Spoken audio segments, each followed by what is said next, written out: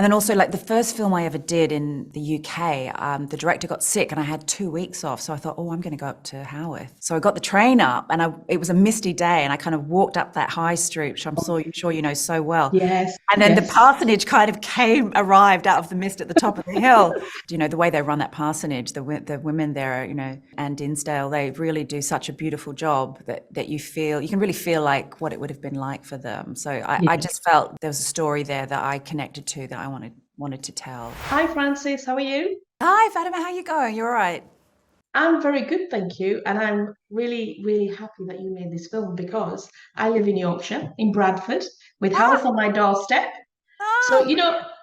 people who've been brought up, this is our local heritage, isn't it? This is something that we feel really territorial about sometimes as well. It's like, Yeah. well, the Bronte sisters are ours, it's our heritage.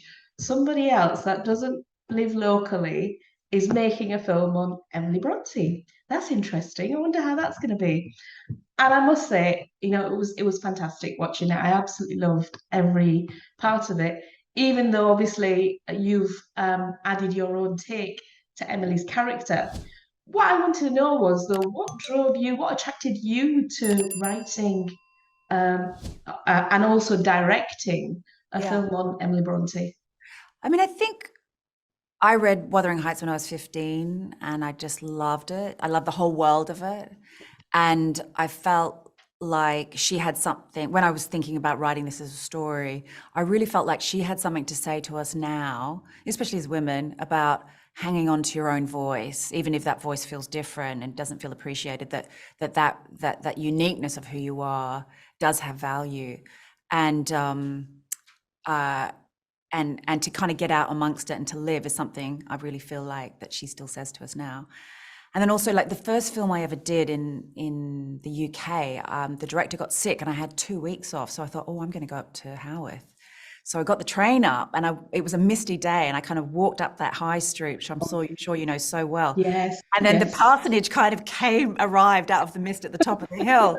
And it was like the Brontes had just left, you know, the way they run that parsonage, the women there, you know, and Dinsdale, they really do such a beautiful job that you can really feel like what it would have been like for them. So I Yeah. just felt very, I don't know, I just felt there was a story there that I connected to that I wanted to tell. And yeah. Oh, fantastic. And it was really good.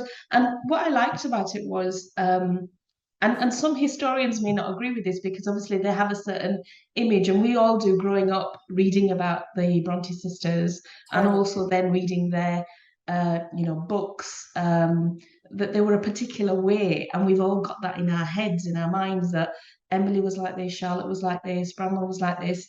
And then you watch what you've created on film, and it's taken away from the images that we Totally. have. Yeah, I mean, and that's the thing I think about the Brontes. Everybody has a very, if you're into them, your relationship with them is very personal. So I think, like, I feel like if you disagree with what I've done or you feel like, oh, but that's not how I see it, that's fine. You know, this is just my relationship with Emily and what I kind of wanted to say through her. And, you know, I feel like Emily is kind of one of the more hidden Brontes. And I kind of wanted to, you know, because she was an introvert, I kind of wanted to bring her into the light and kind of celebrate who she was, you know, as a fellow introvert. I feel like something I wanted to explore around that. Yeah. brilliant. I get Yeah, what I you're found it talking really about. clever what you did. I think I love, I don't know if I'm correct in saying this, but I felt as if you were bringing Emily into her own world of Wuthering Heights Yeah, through this exactly. film. Yeah, to kind of And combine them and like yeah, to let one kind of reflect the other.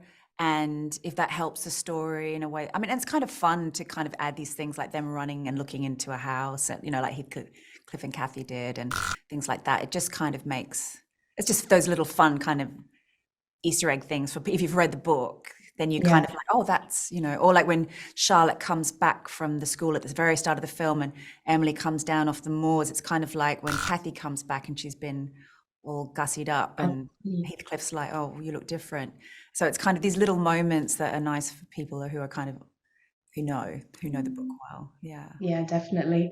I think I want to finish on my favorite scene. My favorite scene in the film is the washing line conversation between Bramwell and Oh, I'm Emily. so glad. I absolutely love that. And I just thought it was so cleverly done because obviously it's high on emotion, but they're not facing each other whilst they're, displaying that emotion and obviously it's an in between sheets. Not in the way that you would normally say in between the sheets, but in between the sheets on the washing line. And I just would love to know from you the making of that particular scene, what went on while you were making that, and Yeah. also your vision as a director, because you'll have had a vision, and then obviously the execution from your actors. Yeah, it was one of those scenes that was one of my favorite scenes, and the execution of it completely lined up with how I saw it in my imagination, kind of shot for shot. And even like what the Mhm. actors did, it was just one of those scenes that kind of magically kind of came together exactly how I saw it. And yeah, it was cool. It was really cool. And it kind of, but I think it's Magritte painting where one of them's covered in a sheet. I've been to see the Magritte exhibition in Brussels when I was writing the film, and I thought the fact that they can't see each other, and then also it kind of again becomes like a mask in a way because they're kind of Yeah, masking their emotions, and then when they hold each other, you can kind of see half of the actor's face covered by the sheet. So it kind of felt like that also fitted into the mask motif, and the yeah, fact that they love each other, but they can't see each other, and they can kind of, but we know as an audience, I think also then makes it moving, I think. But yeah, I'm glad you like that scene. Yeah, I loved no, it. it was lovely. It's like you said, the symbolism of the covering of the face, the mask, which is very synonymous for Emily. So it was fabulous, and thank you so much for making the film. Oh, We're going to love it cool. here in Yorkshire, I'm sure. Oh, And cool. I hope so in Yorkshire. I mean, I kind of feel like if you guys like it, then I'll be all right. well, you've got thumbs up from me for Oh, sure, good. for Well, that's definite. one person. One Thank person. you No, very I'm much. sure there'll be plenty more after me. But thank you so much, and all the best with the film. Cheers. Thank you.